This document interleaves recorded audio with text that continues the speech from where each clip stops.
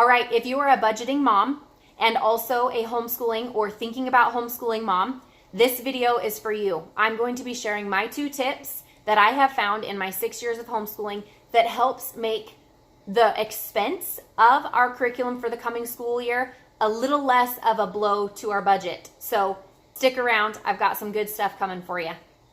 Good morning, friends. So I guess I probably shouldn't start this good morning.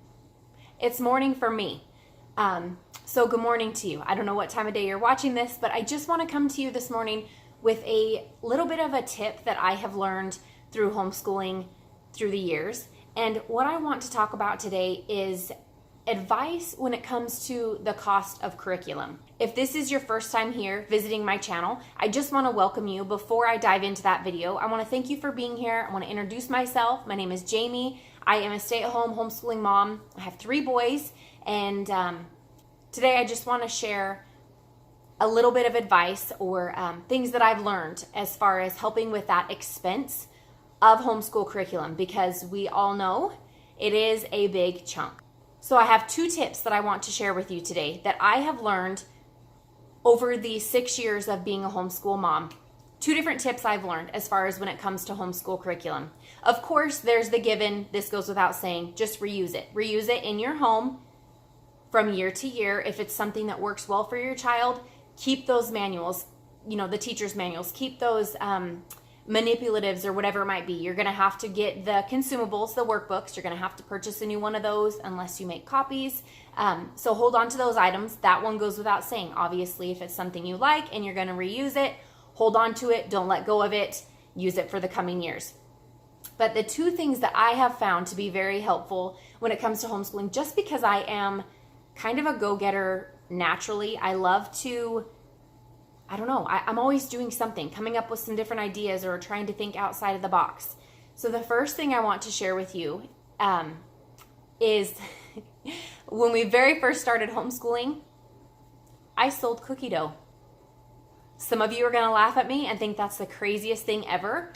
Some of you might think that I'm a genius for that idea. If you are a mom who has done a fundraiser of your own, give this video a thumbs up, comment down below, and tell me what you have done in the past to help afford your homeschool curriculum for the coming year. Because I am not kidding. I did that for 2 years and it helped immensely. We have a huge family, a huge support system. I am the only homeschooling member of our family, extended family, above and beyond. I am the only one actually who homeschools, but we do have a huge support system around us. Now, when I say that we made cookie dough balls, frozen cookie dough balls, and sold them, I am not saying that we went door to door. I did not go door to door. We, my boys included, went to grandparents, told them what we were doing, told them that this was a fundraiser for our homeschool curriculum, because it does cost about $1,000 a year for our homeschool books, like the manipulatives, all of the new materials that we need, and that's not including stuff for co-op, because we are involved in a co-op as well. So it is expensive to homeschool. It doesn't have to be, but in our home, to get the items and the resources that I'm wanting and needing for our homeschool, that's about what we can plan on spending. So with selling the frozen cookie dough balls, we went to different family members, told them what we were doing. I let them know kind of in advance. What's the big deal? Public schools go around and do fundraisers all of the time. Why not do a fundraiser of our own? Why not go out and talk to family members and give them something in exchange? More times than not, they're so willing to help support what is going on in your life and support the choices that you've made. And if that's your situation as well, try doing a fundraiser. I thought about doing like a chips and salsa basket. I thought about doing jam, like homemade bread and homemade jam. I never got that far. We just stuck to the cookie dough. That was a huge hit. Public schools do cookie dough fundraisers all the time. We support those without even really thinking about it. So why not, as a homeschool mom, do a fundraiser of your own where that money is actually being put right back into your home and into your children? I think that's a win-win. So tip number 1, do a fundraiser. If that's something that interests you, if you've got a really good cookie recipe, something that's amazing, if you make amazing homemade rolls, whatever it might be, do a fun little fundraiser for some of your family members. And I guarantee they would be more than willing to support for some delicious cookie dough or some delicious homemade rolls. That is tip number 1. Don't be afraid to jump out there and earn money different ways that you can to purchase the items that you're needing. Public schools do it, different organizations, cheerleaders, all those types of things. There's always fundraisers going on. Why should we be any different? We're not. Okay, tip number 2, sell your used curriculum.